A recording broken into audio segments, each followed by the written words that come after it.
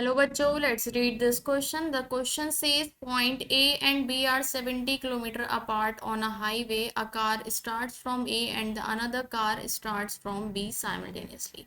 If they travel in the same direction, they meet in 7 hours. But if they travel towards each other, they meet in 1 hour. Find the speed of two cars. तो हमें क्या करना है, इन दोनों cars की क्या करनी है, स्पीड निकालनी है। तो इस क्वेश्चन के लिए हम सबसे पहले इसका की कॉन्सेप्ट लिख लेते हैं। तो की कॉन्सेप्ट है यहाँ पर इस क्वेश्चन का, की concept distance is equals to speed into time. ठीक है, अब मैं एज्यूम कर लेती हूँ जो कार ए है और कार एट बी है, उन दोनों की स्पीड हम एज्यूम कर लेते हैं। Let the speed of car at A be x and the speed of car at B y. ठीक है, जो कार एट ए पर जो है उसकी स्पीड है एक्स और जो कार एट बी पर है उसकी स्पीड है वाई। अब इस क्वेश्चन को सॉल्व करने के लिए मुझे दो केसेस का यूज करना होगा। तो केस नंबर वन है हमारा, case number one, when both the cars travel in the same direction. When both the cars travel in the same direction, in the same direction, जब दोनों ही कार सेम डायरेक्शन में move कर रही हूँ या travel कर रही हूँ, तो उसको हमने क्या ले लिया है, केस। अब ये है पॉइंट ए, तो यहाँ पर, और ये है पॉइंट बी। अब इन दोनों के बीच की डिस्टेंस कितनी है, 70 किलोमीटर। अब ये जब कार ए इस डायरेक्शन में मूव करेगी तो कार बी भी इसी डायरेक्शन में मूव करेगी। सपोज ये हम मान लेते हैं ये किसी कोई पॉइंट है सी, यहाँ पर ये दोनों कार्स चलकर या मतलब यहाँ पर मीट कर रही हैं एट पॉइंट सी। अब इन्होंने कहा है ये दोनों मीट कर रही हैं 7 आवर्स में, तो ए जो कार एट ए पर है उसको सी तक जाने के लिए कितना टाइम लग रहा है, 7 आवर्स। ठीक है, इसी तरीके से जो कार एट बी पर है उसको भी सी तक जाने के लिए कितना टाइम लग रहा है, 7 आवर्स। तो हम इन दोनों की ही डिस्टेंस निकाल लेते हैं, distance travelled by car at A and distance travelled by car at B. तो हम यहाँ पर दोनों की क्या कर लेंगे, डिस्टेंस निकाल लेंगे, distance travelled by car at A and distance travelled by car at B. Distance travelled by car at A, जो ए पॉइंट पर है उसने कितनी डिस्टेंस ट्रेवल करी है, ए सी, जो कि बराबर होगी किसके, स्पीड इनटू टाइम होता है ये। ठीक है, स्पीड है हमारी कितनी, एक्स, और टाइम है 7 आवर्स, तो ये हो जाएगा 7x। अब जो distance travelled by car at B करेगी वो भी निकाल लेते हैं हम, वो कितनी आएगी।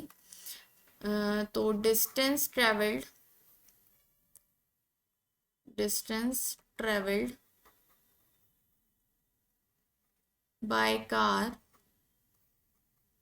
एट बी पर जो कार है वो कितनी डिस्टेंस ट्रेवल करेगी, बी सी, और वो किसके बराबर होगी, स्पीड इनटू टाइम के। तो स्पीड यहाँ पर इसकी है y और टाइम है 7 आवर्स, तो ये हो जाएगा 7y। अब हमारे पास क्या गिवन है, ए बी गिवन है, और ए बी किसके बराबर होगा, ए बी बराबर होगा ए सी माइनस बी सी के।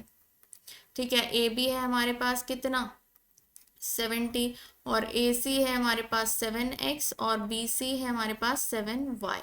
अब मैं यहाँ से 7 कॉमन लूंगी तो ये हो जाएगा 7x माइनस वाई, और 7 से हम इसको कैंसिल करेंगे तो ये आ जाएगा हमारे पास 10। तो हमारे पास फर्स्ट इक्वेशन आ जाएगी x minus y is equals to 10। This is our first equation.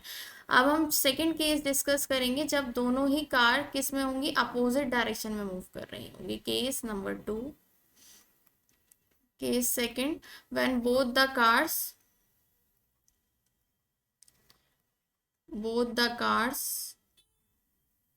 traveled in opposite direction,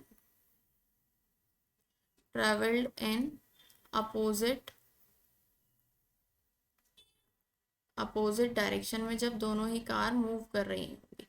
ठीक है, तो ये है हमारे पास पॉइंट ए और ये है हमारे पास पॉइंट बी। इन दोनों के बीच की डिस्टेंस कितनी थी? 70 किलोमीटर। ओके, जब ये अपोजिट डायरेक्शन में मूव कर रही है तो अगर ए कार इस डायरेक्शन में जा रही है तो बी इस डायरेक्शन में जा रही होगी। जब ये अपोजिट डायरेक्शन में मूव कर रही हैं तो ये कह रहे हैं ये मीट करेंगी 1 आवर में। तो सपोज ये सी पॉइंट पर मीट कर रही है तो कार जो ए पर है उसको ए से सी जाने में कितना टाइम लग रहा है? 1 आवर। और कार जो बी पर है उसको भी सी तक आने के लिए कितना टाइम लग रहा है? 1 आवर। ठीक है, तो हम फिर से डिस्टेंस निकाल लेते हैं। By covered by car at A, distance covered by car at A पर जो कार है वो कितनी डिस्टेंस कवर करेगी? ए सी। और डिस्टेंस का फॉर्मूला क्या होता है? Speed into time. डिस्टेंस का फॉर्मूला होता है क्या? Speed into time.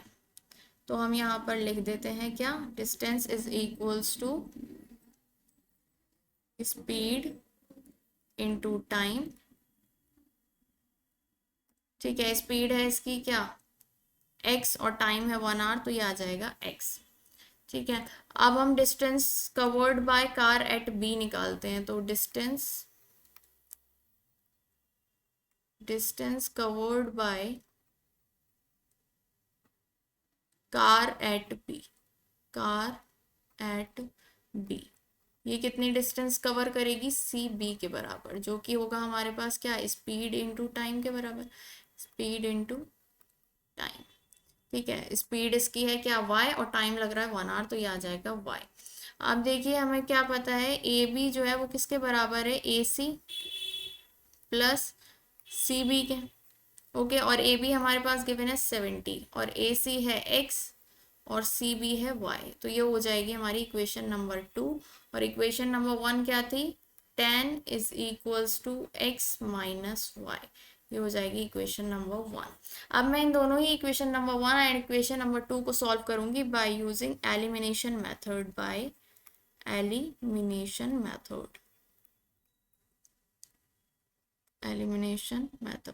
तो देखिए यहाँ पे y के साथ जो वेरिएबल है उसके साइन अपोजिट हैं, और मतलब y के साथ जो कांस्टेंट है उसके साइन अपोजिट हैं, दोनों के साथ 1 1 है।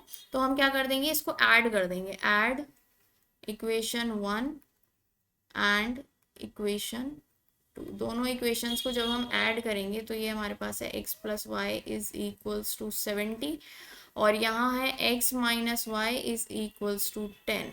तो जब हम ऐड करते हैं तो यहाँ पे साइन चेंज नहीं होते हैं, ये x पॉजिटिव तो पॉजिटिव, y नेगेटिव तो नेगेटिव, 10 पॉजिटिव तो पॉजिटिव, साइन चेंज नहीं होंगे। तो यहाँ पे ये y पॉजिटिव ये y नेगेटिव तो कैंसिल हो जाएगा, और x प्लस एक्स ये हो जाएगा 2x, और 70 प्लस 10 ये हो जाएगा 80। तो हमारे पास x की क्या वैल्यू आ जाएगी? x इज इक्वल्स टू हो जाएगा 40। अब मैं x की वैल्यू किस में पुट कर दूंगी? किसी भी एक इक्वेशन में हम x की वैल्यू पुट कर देंगे। ठीक है, जैसे कि मैं अगर इक्वेशन 1 में पुट कर देती हूँ। ठीक है, तो हम x की वैल्यू क्या आ गई हमारे पास? 40। x is equal to 40। तो now put the value of x in equation 1। Equation number 1 में हम x की वैल्यू पुट कर देंगे। इक्वेशन 1 क्या थी? x minus y is equal to 10। तो ये हो जाएगा 40 minus y is equals to 10, और 40 minus 10 is equals to y। तो हमारे पास क्या आ जाएगी? y is equals to 30। ठीक है, y आ गया हमारे पास 30 और x आ गया हमारे पास 40। तो x आ गया हमारे पास कितना? 40 किलोमीटर पर आवर। ठीक है, और x था क्या? Speed of car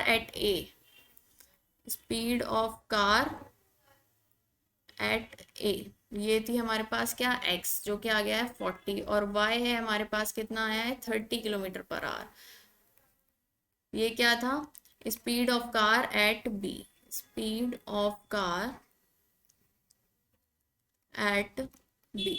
So now the final answer is the speed of car at A is 40 km per hour and speed of car at B is 30 km per hour. Hope you understand it well. Best of luck.